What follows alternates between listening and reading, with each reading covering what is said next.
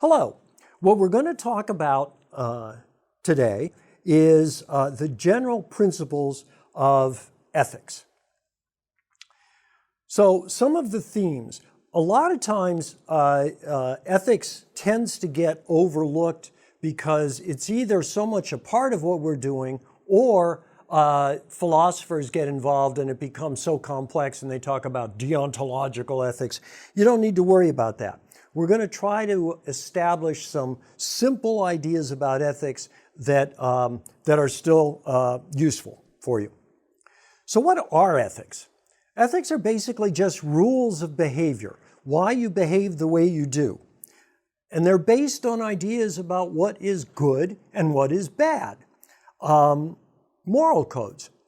The difference between morals and ethics is that generally ethics are viewed as codes which govern a lot of different people behaving in a certain space. Codes of ethics for medical professionals, for example. And morals generally refer to an individual and what their personal ethical standards and behavior is like. In most cases, professionals will be guided by a number of different ethical systems which interact. So everybody carries with them their own personal set of values and of ethics. Those come from your background, from your family experience, from your religious traditions, that sort of thing. If you're in a profession, most professions have professional codes of ethics.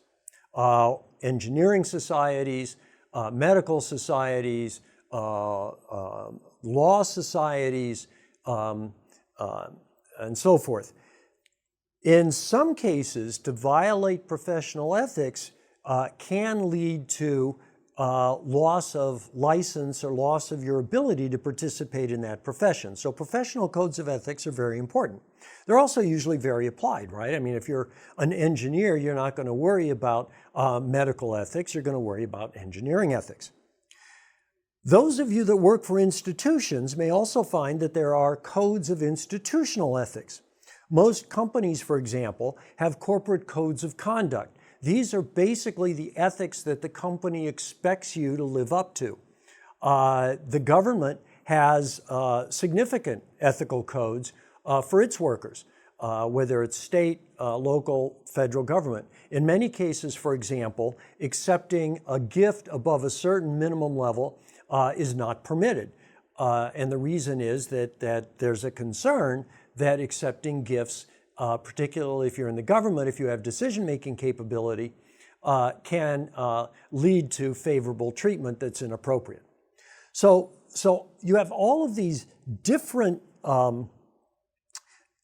patterns of ethics. A third theme is that there are common elements that seem to occur in many different human cultures and human ethical systems. Having said that, the behaviors may be very different. We'll explain that as we get into that. Some more themes. When you look at yourself as an individual, part of what constitutes you, your identity, yourself, is your ethical and moral framework. Virtually all of us carry one. Most of the time, that's unconscious. But it becomes a challenge in a multidisciplinary society when your job is to be a problem solver, to balance your personal ethics with the ethics required by your profession. So, for example, let's take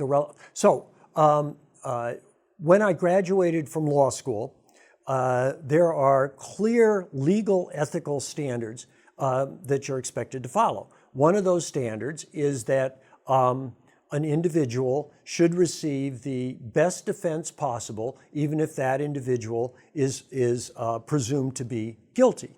And that in the judgment of our society, it is more important for everybody to have legal counsel than to try to pick and choose whether or not people are guilty a priori and decide when they can get consul based on that. So, for example, some of the Russian lawyers that are involved with some of the people who oppose Putin in some ways find themselves subject to harassment and even imprisonment.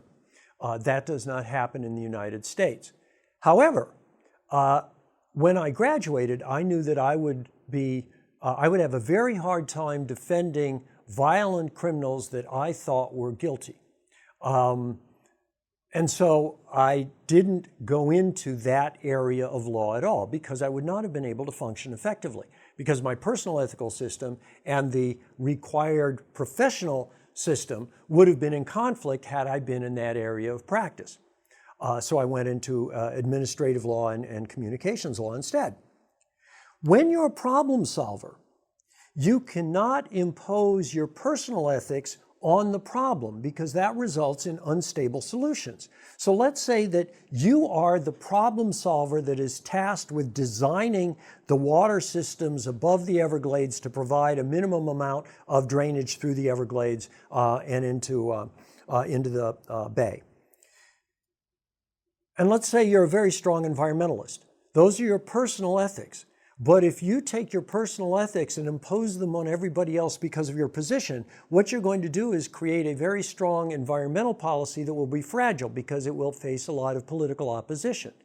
So you will not have solved the problem. All you will have done is made the level of discourse less professional and less viable, and it will fail. As a problem solver, part of your task is precisely to be able to deal with very different perspectives and to integrate those perspectives into your solution, because otherwise you will fail.